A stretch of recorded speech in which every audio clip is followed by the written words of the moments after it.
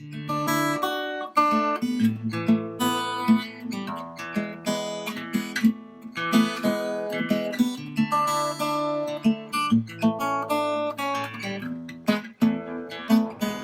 everyone, it's Kenji with Ecotone Explorer. We're here at Sea Otter Classic in Monterey, California at the Laguna Seca Raceway, the legendary racetrack where the Sea Otter Classic has been going now for 29 years. This is the gathering of the bike world enthusiasts and the athletes and the businesses that play in bike, and we're here to look around the edges and see what's relevant to outdoor. I happen to run into a couple friends of mine here who know that outdoor space pretty well, and the bike space, Ken and Mark. So I'm going to hand off the mic and let them introduce who they are. And we're going to talk a little bit about where the bike industry and the outdoor industry kind of come together. So Ken, you want to go first? Yeah. Thanks, Kenji. Hey, everybody. My name's Ken Meidell. I am currently the CEO of Outerbike, which we'll talk about here in a minute. But prior to that, I worked in the outdoor industry at Cascade Designs, running their outdoor business for a while, at Outdoor Research, running their business for a while, and most recently at Ecotone, which bridged sort of outdoor, surf, bike, snow, kite, and now running Outerbike. So. Thanks. Hi, and I'm Mark Sevenoff, and I'm here with Ken. My first Sea Otter in about 10 years, so it's fun to see the growth.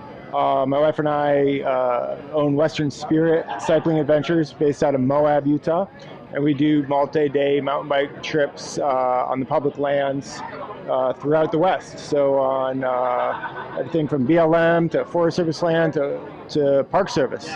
And we started Outerbike about 10 years ago in Moab and have since grown it and taken it on the road to places such as Crested Butte and Bentonville, Arkansas, and new in 2019 Sun Valley, Idaho.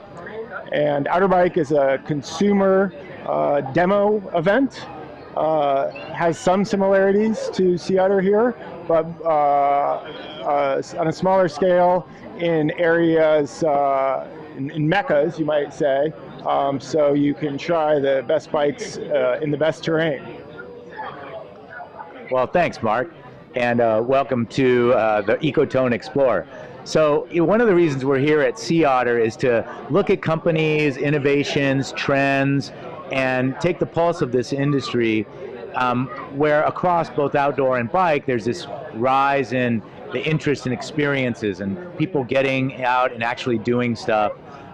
Maybe as we become more digital and focused on our screens all the time, there's a yearning for this actual outdoor experiences, and this affects the public lands you were talking about and the business world of cycling and outdoor. So I'm interested in, let's start with Ken. Where do you see this going in this greater outdoor recreation space where there's a lot of people interested to bring their families out, a more diverse participation base? How is that going to get facilitated, and what does that mean for the business communities in this cycling outdoor adventure world? Yeah, it's a great question. I think if I knew the answer with 100% confidence, I'd probably have a lot more money than I have. I think my theory on it is that getting outdoors has really always been about the experience, but the way that you got there, in my generation, you know, the gear was sort of the thing. Like you really liked playing with gear and futzing with gear. And that enabled your outdoor adventure, which was the experience. But in a lot of cases, the gear was sort of the gateway to that. And I think the dealer community really pushed that. And I think that was also pulled from the consumer at that time. I think my generation, I'm Gen X, and I think the boomers and the Gen X really liked product. It was a very consumer, product-driven mindset. And I think today, the gear is just universally great. I mean, so there's still the pace of innovation, but it's not like, it just seemed like every year in the 80s, it was just every year there was something new and revolutionary, and it's a little bit different now. There's a lot of great product, a lot of great brands, and I also think the generations now want to start with the experience. So it's almost a flip, and so they don't want to get the gear to get outdoors. The gear is sort of there, it's important, but the experience really leads with how they even start. And I think you have to kind of meet each new generation in the way that they want to be talked to, the way that they want to experience things, and I think it's a hard problem. I think if you're a dealer, that's a very hard problem. I think if you're a brand, that's a hard problem. I think a lot of these industries, action sports and bike and snow and outdoor in particular, are wrestling with a lot of those issues. But I think it gets down to, this generation, each cohort will want to be met in the way that they want to experience the outdoors. And I think we're all struggling with how to best give them that and change the model as it is. So. Very cool, thanks. And Mark, you run a company that's facilitating these experiences at Western Spirit, and what do you see as your biggest challenge in helping people get outside and helping them make that transition from interested to actual participant? And do you feel like that's your role? Do you feel like what you're doing is to get people excited about going out again, or are you really a guide in the true sense of leading them on this once in a lifetime experience? I would answer probably a little bit of both. Some of our product hasn't changed much, if at all, in 30 years. We'll be 30 coming up next year. Take, for example, our White Rim trip in Canyonlands National Park. We're amongst 5 concessionaires who the Park Service allows us to be stewards of the land and take people on 4 or 5 day commercial trips. And they trust us in being good stewards and educating our clients. At the same time, we're guides and we're chefs and we're bike mechanics and everything. With the enormous explosion of the tourism scene in Utah, with the exceptionally successful Mighty 5 campaign, which highlights the 5 national parks in Utah, we are having to increasingly help the underfunded national park with that stewardship. We are looking to always, like, we have an incredible return client ratio, but we're continually looking for new people, and that part is actually a little easier because people are, I believe, looking for those experiences now. Whether they live in New York City and they just want to come see the arches, or whether they might live a few hours away in Colorado and they've always wanted to experience something like Bryce or Zion or the White Rim. Yeah, really interesting touch point where people kind of is their gateway experience to something magical like Moab and the Four Corners and all that. So kind of pivoting over to Outerbike, I come from the events industry, I come from the outdoor industry before that, but I spent over 20 years on the event side with Outdoor Retailer, and then after that, Press Camp and the Outdoor Bloggers Summit and some other event projects that I do. So I'm kind of obsessed with this whole world of events, and Sea Otter is such an amazing event, and to know that it's like 30% bigger this year, an event that's 29 years old in a market that isn't necessarily growing by leaps and bounds. Bike is a relatively flat market from my understanding of it. So the fact that it's up 30% here, you guys have talked about Outerbike as an expanding interest and a growing entity itself. Do you connect that to the lack of an Interbike event, or are there other factors at play that make Outerbike something compelling for more people to participate in, and maybe just talk about what Outerbike is. Sure, I can start. Sure, Outerbike.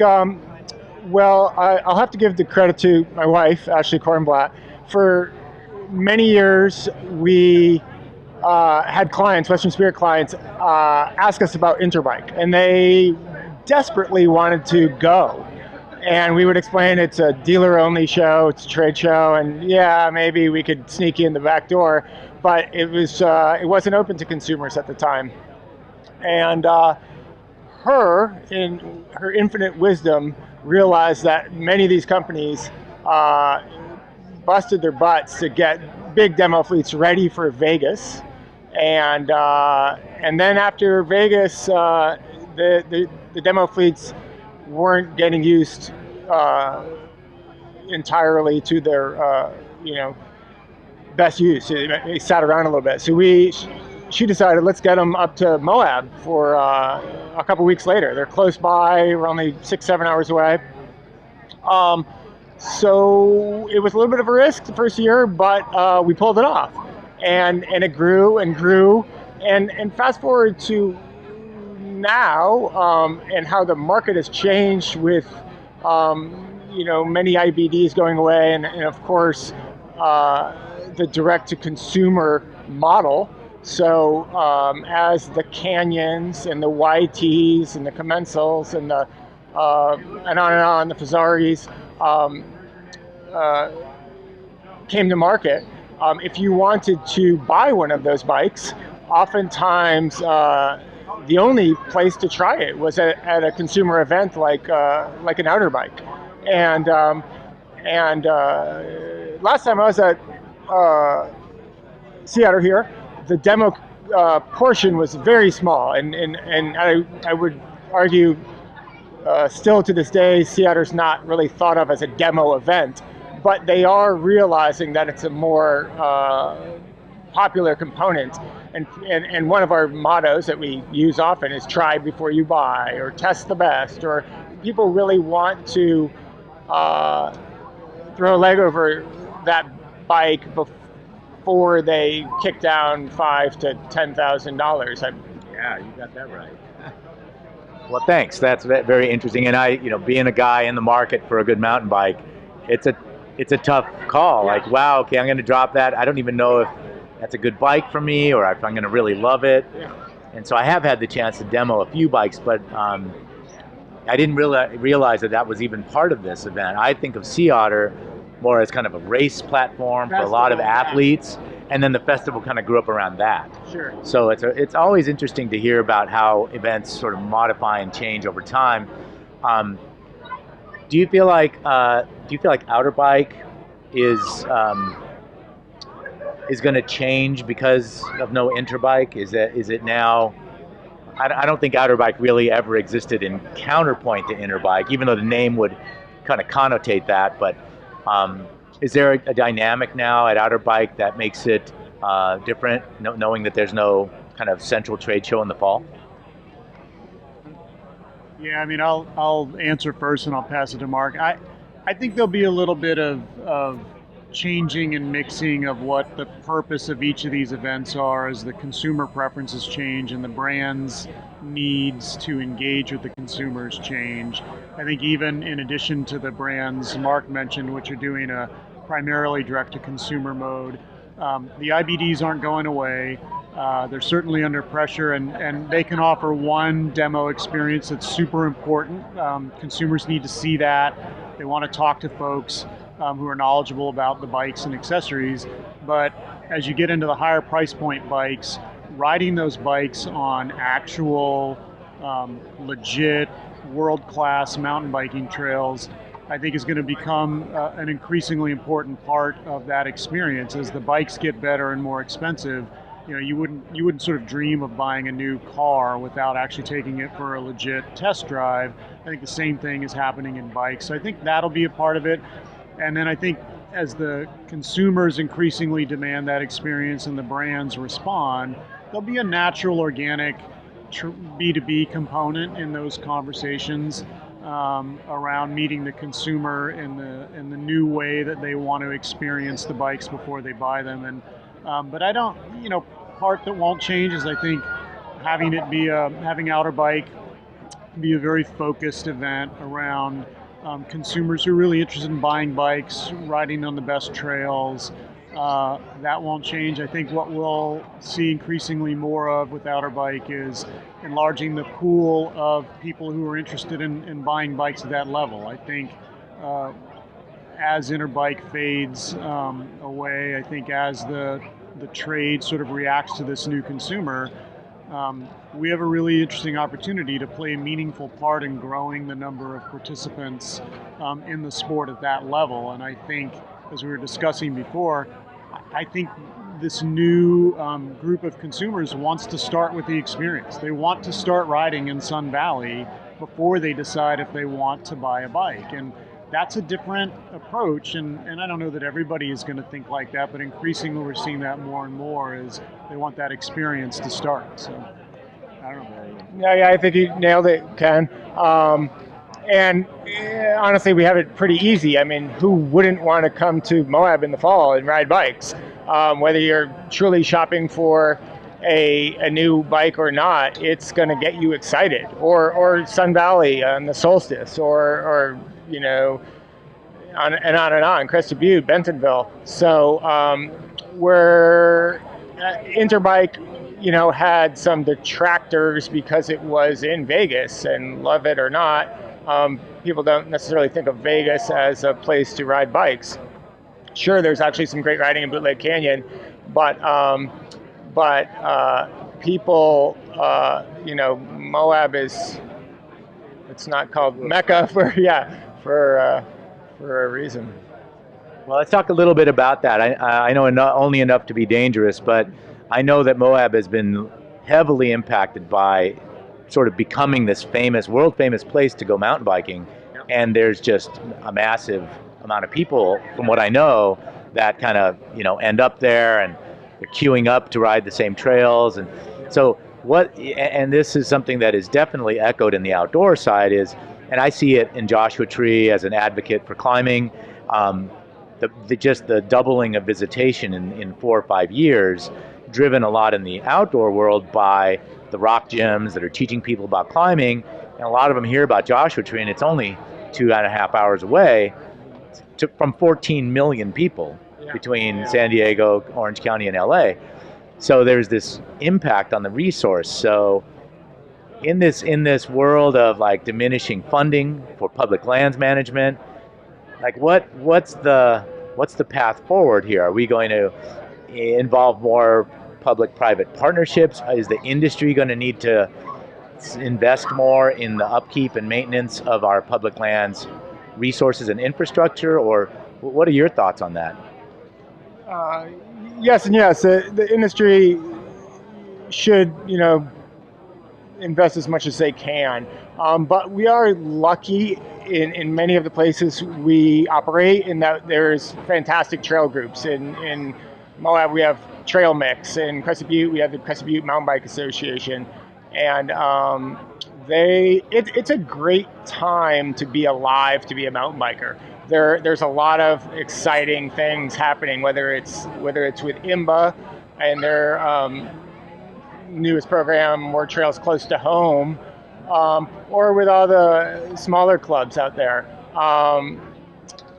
Moab, for example, we had, ever since the beginning, we had all these epics, huge 4 or 5 hour loops, and they're never going to go away. But what we didn't have was lots of beginner-friendly, small, kind of stacked loop system, and that's actually ideal for an event like Outerbike, a stacked loop system where you have a 3 mile, a 6 mile, a 9 mile loop, and people can do that half-hour test lap. A lot of the overcrowding problems in Moab right now stem from Arches National Park and just one road in, one road out. There's many studies happening right now, whether it's going to be a reservation system or a mass transit system patterned after Zion, but we are learning from some of Zion's mistakes, and Zion will hopefully learn from some of ours. But there's a lot of, it's on people's radar now, and there's a lot of smart people working on it. So I have good faith.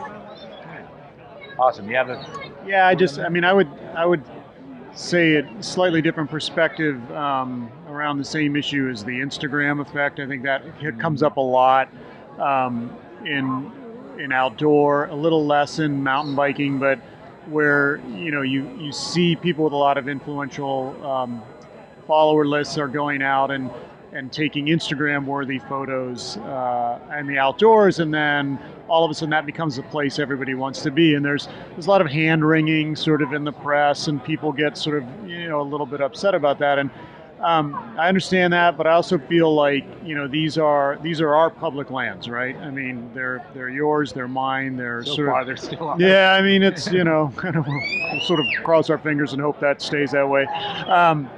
But I think the more people we get out there, I mean, people don't protect stuff they don't care about, and they don't care about stuff that they don't visit. And so I get a little nervous when people are sort of saying you're not visiting it right or you're not doing it right.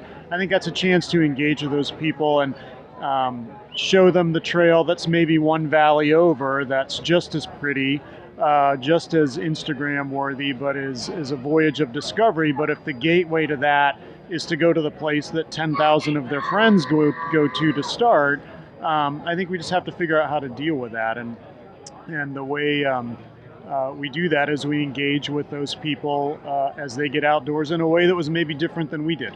And I think trying to understand that and have a little bit of understanding of that is a good thing. Yeah, great point. And I think that that's being echoed by even organizations that historically have been maybe antagonistic to mountain biking and climbing to some degree, like the Wilderness Society and the California Wilderness Coalition and others that really understand now that, we actually need people to be visiting and falling in love with these places. And how can we get that to happen in a more sustainable way?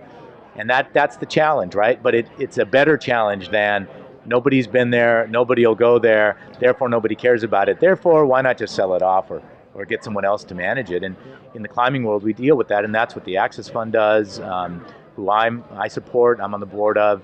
And I think, I imagine that's IMBA in the bike world, but are there other organizations? You mentioned some that are on the ground in Moab. Are there others that we should be talking about here? Yeah, in mountain bike world and in bike world, it's super cool. It's very decentralized. IMBA does a great job at the national level. And then there are all these sort of super regional groups. Evergreen Mountain Bike Alliance in Washington State just does amazing work. I was on their board for a little while. They just get a tremendous amount done with really a small staff and small dollars. And there's something like that story in virtually every place where there's good riding. It's a very organic, grassroots activity. And it just gets a lot done with that. So there's always a group somewhere that's just doing amazing work biking. It's one of the most inspiring things about this industry, actually. Yeah. He says, yeah. Well, he agrees. I support that message. So I have a couple more questions, but one of them is back in my neighborhood. There's an area called Calavera Lake that's now been closed, sort of officially, with the I think it was the Department of Fish and Wildlife in California that's shutting it down. It's a popular mountain biking area. There's been a lot of trail development over the past several years that I know of there. So how does that play if there are going to be places that are shut down during a time when you're trying to expand the experience? That's a tough one. I don't know that area terribly well.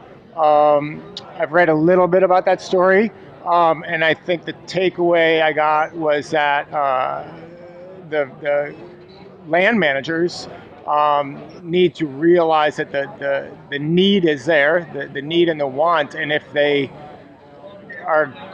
have to shut that area down, for example, then they need to be more open to creating new areas. Yeah. See, give the groups a place to build trail, and yeah, that's a tricky one down there. Yeah, I think my experience has been that it works best when a lot of different groups engage in a process that determines how to sort of best use the land, and including folks that bikers and outdoor people don't normally mix with, like the Chamber of Commerce types. They have an interest in really trying to build a community where companies want to locate that has economic value add, and our sports do that. Our sports are very attractive, they're very desirable, but they have to have places to do them. And so when I see stories like that, I understand the land manager's perspective. They have a very hard job to do, but some of the best areas in mountain biking have started as a result of things that look good. Great trails got built. They worked with land managers to improve that and put them into the trail inventory in a legitimate way, and that has worked. And so I think it's a conversation about what sort of each group needs, and where that works best. It's lots of people having that conversation, and with mountain bikers, unfortunately, having to do a lot of the hard work to get that started. So, but yeah. Right on. Well, excellent viewpoint. So, one more question on this place where land management touches industry. There's been a bill passed just recently in D.C. That's a big funding bill that included permanent authorization of the Land and Water Conservation Fund. I think it was the John Dingell Recreation Act of 2000. Land and Water Conservation Bill. Right. Yeah. So I know that bill included like 40 new wilderness areas, or a lot of new wilderness, and I know that wilderness is a trigger word for some mountain bikers. So do you guys have any opinion on that, and how it affects kind of this aspect of the outdoors? Sure. I think more protected land, period, is a great thing right now. I don't personally recreate in wilderness that often because there's not too much right next to where I live in Moab. But the few lucky times that I have been able to backpack or backcountry ski, it's a incredibly special experience. It's increasingly hard to get. I think there's plenty of room for mountain bikers to still expand our trail networks all over the nation without getting our panties in a bunch, so to speak, about wilderness. Cool. Well, thank you so much, you guys. I just have one more quick question. And you can speak on behalf of Outerbike or Western Spirit Cycling, but really the question is about butter. Is trail butter and chamois butter interchangeable? Anyone want to take that? No, I was going to say I use neither for cooking, and so I'm really not experienced. So is trail butter actually like Land O'Lakes? All I know is that when margarine went out, Can't believe and sugar became the new number one enemy. I know how that ended. Hey guys, well thanks a lot. Thanks for hanging with me and letting us move around and talk a little bit about where the places that outdoor and cycling come together. Outerbike, if people want to learn more about Outerbike, is it just outerbike.com? Outerbike.com. Outerbike.com. Follow us on Instagram, Facebook, or go to the website and see all the dates and sign up. You're on ride, one of the best bikes and the best trails. Yeah, no kidding, right? Yep. I want to go now. And Western Spirit Cycling Adventures, how do they find that? Same thing, westernspirit.com. We are based out of Moab. We're there in our office. Give them a call, talk to a guide. It's better with a guide. It's better. Well, thanks a lot, guys. Again, Kenji here with Ecotone Explorer. We're here at the Sea Otter Classic in Laguna Seca's Raceway, Monterey, California. We'll see you around the Sea Otter here.